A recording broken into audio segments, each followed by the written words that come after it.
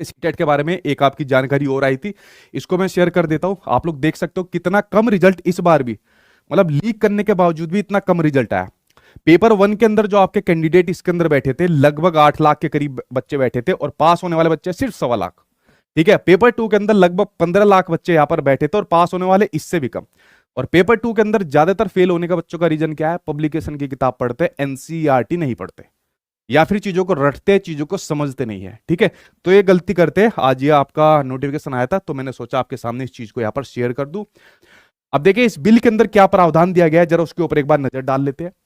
जो भी नकल करवाने वाला है, ठीक है, अगर वो दोषी पाया जाता है, और दोषी किसके नजरों में पाया जाएगा? ये करेंगे आपके जो पुलिस के अधिकारी है उनकी देखरेख में, मतलब इसकी पूरी जांच की जाएगी। अगर गवर्नमेंट को लगता है सीबीआई की भी जरूरत लेनी पड़ सकती है तो सीबीआई की भी यहां पर जरूरत ली जा सकती है। ठीक है, तो अगर उसके बावजूद अगर कोई दोषी पाया जाता है तो, और सबसे गंभीर समस्या ये है, पेपर लीक के कितने ऐसे सबूत होते हैं जो बच्चे खुद दे देते हैं, जो टीचर खुद दे देते हैं। जैसे हम लोगों ने खुद जाकर मिनिस्ट्री के अंदर दिया कि सर ये रहे सबूत, कार्रवाई करिए अभी इनके ऊपर, लेकिन कार्रवाई हो नहीं पाती। तो ये जो बात लिखी है कि नकल करवाने का दोषी पाया जाता है, तो जो दोषी पाए जाने वाली जो भी समितियां बनती है, जो इसके अंदर आपके अधिकारी चुने जाते हैं, सबसे पहले तो ये देखा जाइए उनको सेलेक्ट करने की कोई ना कोई कमेटी होनी चाहिए जो पारदर्शिता के साथ में अच्छे तरीके से, मतलब बिना किसी के प्रेशर के, अपने ये जो नकल करवाने वाले इन पर नकेल कर सके। ठीक है, वरना तो आपका एक सीधा सा कुछ भी नोटिफिकेशन आ जाएगा, पेपर लीक नहीं हुआ, कर लो भाई अब क्या काम करोगे।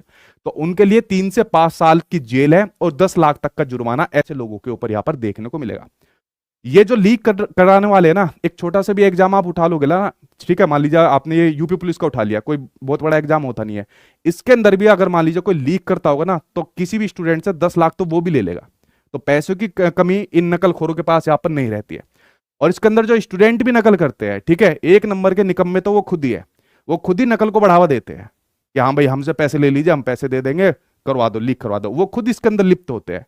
तो जितना नकल करवाने वाला आपका गुनहगार है, उतना ही वो नकल करने वाले स्टूडेंट भी इसके अंदर आपके गुनहगार है, जो इस प्रकार की क्रियाओं के अंदर अपने शामिल रहते हैं। ठीक है, दूसरी बात, दूसरे के स्थान पर पेपर देने के मामले में अभी आपने न्यूज देखी, जैसे मैं यूपी पुलिस की बात करूं, या और मैं पूरी परतें नहीं खोल रहा हूं यहां पर, अभी मैं लेटेस्ट का भी आपको बता रहा हूं।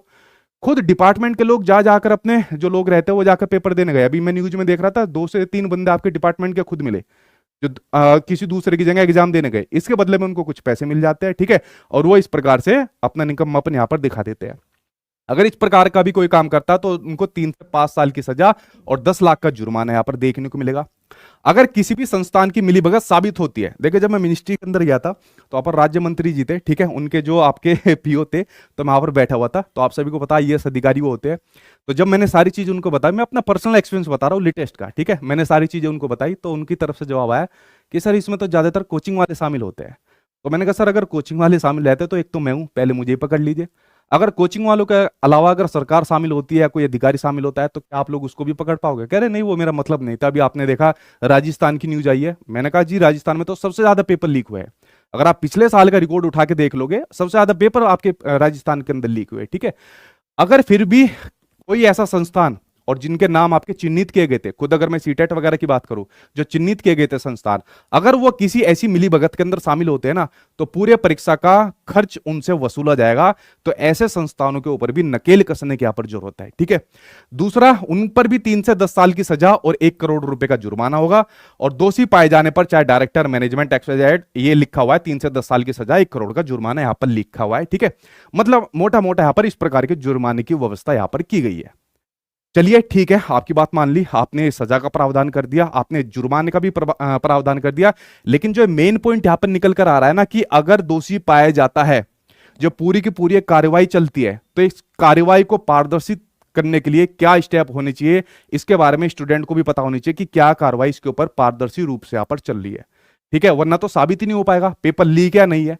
आप लोग लीक करते रह जाओगे, हम लोग भी किसी पेपर के बारे में लीक कहेंगे, लेकिन मान लीजिए डिपार्टमेंट की तरफ से कुछ भी आ जाएगा, लीक नहीं है, अब कर लो, आप क्या काम करोगे? कोर्ट के अंदर कुछ नहीं हो सकता आपका। ठीक है, ट्विटर वगैरह आप लोग चलाओगे, थोड़ा बहुत उसके ऊपर असर पड़ सकता है, लेकिन अभी आपके इलेक्शन आने वाले हैं और आपने इस मांग को पूरे जी जान लगाकर अपना लगाया, तो मुझे पूरी उम्मीद है ये चीज आपको इंप्लीमेंटेशन होती हुई जल्दी देखने को मिल जाएगी। सारे अपने जो आपके मैटर है वो सब अलग है, बाहर में जाने दो सब चीज। सबसे पहला मैटर आपका रोजगार का, और रोजगार के लिए आपको क्या देखना है, सबसे पहले देखना है कि टाइम पर भर्ती निकले, और भर्ती निकले तो नकल भी एग्जाम आपके सामने देखने को मिले, नकल ना रहे।